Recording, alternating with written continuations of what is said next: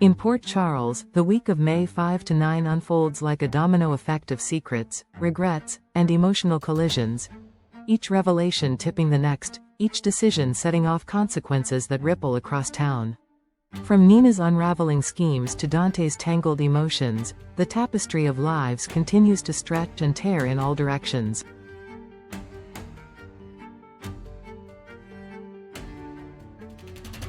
Nina Reeves is no stranger to playing with fire, but this time the smoke may be too thick for her to escape. Her latest maneuver, a calculated exposure of Drew Cain's vulnerability, was never meant to spiral into chaos. Her hope was that a simple, albeit explosive, video would derail Drew's credibility, fracture his relationship with Willow, and clear the field for Nina to reassert control. But reality seldom respects a schemer's blueprint.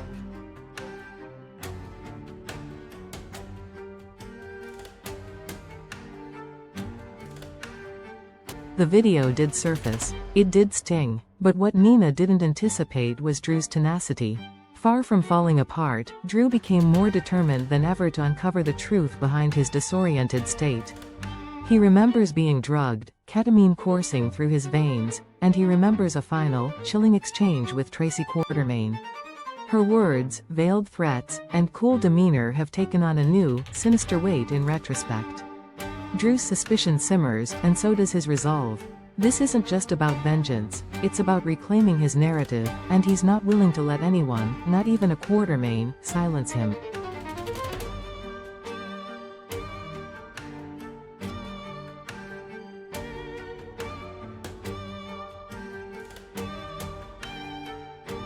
Meanwhile, Willow Tate stands at the precipice of trust and betrayal. When she hears about the ketamine in Drew's system, doubt clouds her judgment.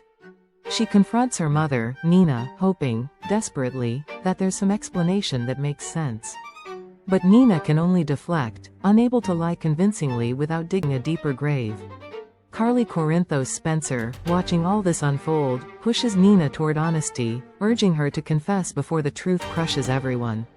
But Nina, terrified of losing what little ground she's gained with her daughter, chooses silence. That silence, however, is growing heavier by the hour.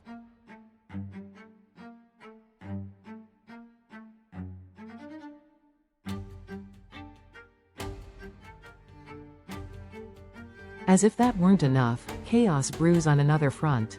Dante Falconeri, ever the moral compass despite his bruised soul, finds himself facing emotions he thought long buried. Lulu Spencer, now back in Port Charles, confronts him with a truth that's both comforting and tormenting: he still loves her. And he admits it. But love doesn't erase wounds.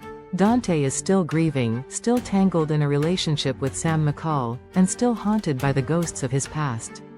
So despite the longing in his eyes, he pulls back.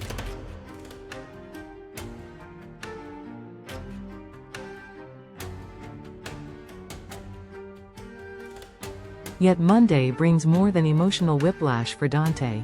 Rocco Falconeri, his teenage son, sneaks out to a college party with Danny Morgan, where alcohol flows far too freely. The night ends with Rocco passed out, Danny panicking, and Cody Bell stumbling into the scene just in time to help avert disaster. The trio may avoid tragedy, but the event shakes Dante to his core. His anger isn't just about a party, it's about control slipping through his fingers, about a family slipping away.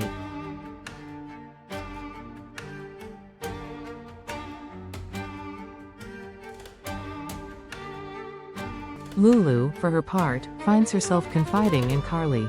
She reveals more than just frustrations. She hints at a baby, a secret adoption, and a decision that could reshape her future. Carly advises caution, warning that impulsive moves may cost Lulu her chance to rebuild something with Dante.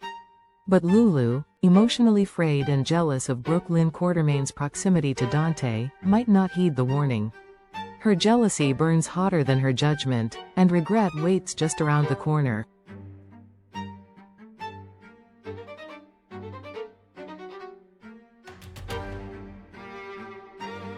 Back at GH, another tangled plot weaves itself into the hospital corridors.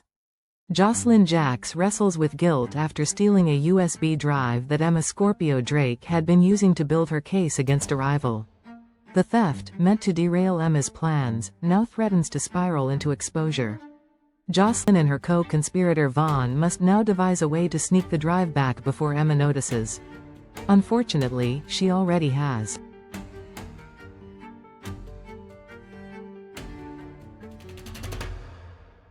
Blackmail becomes the currency of the week.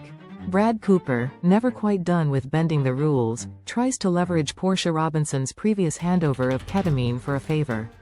What kind of favor remains unclear, but it smells of desperation and old alliances returning to bite.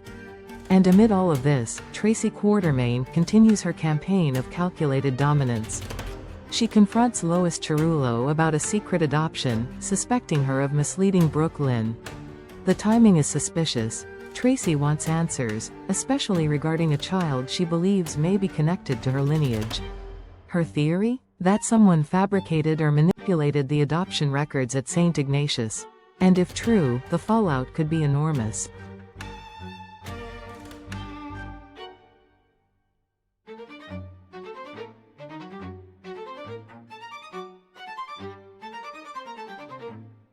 By Tuesday, emotions boil over. Lois finds herself pleading with Dante, perhaps trying to calm his fury over Rocco's recklessness, or maybe trying to smooth things over after Lulu's revelations. Her maternal instincts are in overdrive, and she's determined to keep peace within the family. Rocco, sobered and sheepish, issues an apology for his party antics. He's still a teenager, still finding the edges of his freedom, and now learning how close he came to disaster.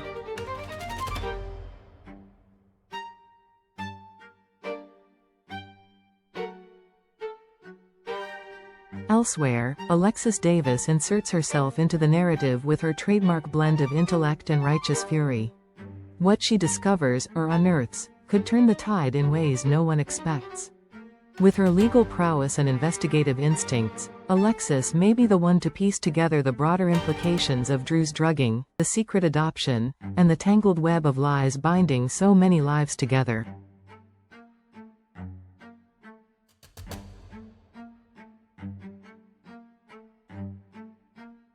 As secrets inch closer to the surface and alliances fracture, the residents of Port Charles brace themselves for another storm.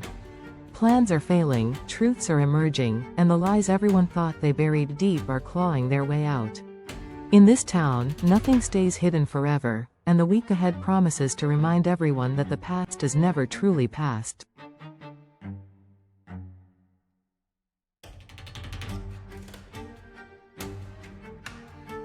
Would you like me to continue the storyline into the next week's developments?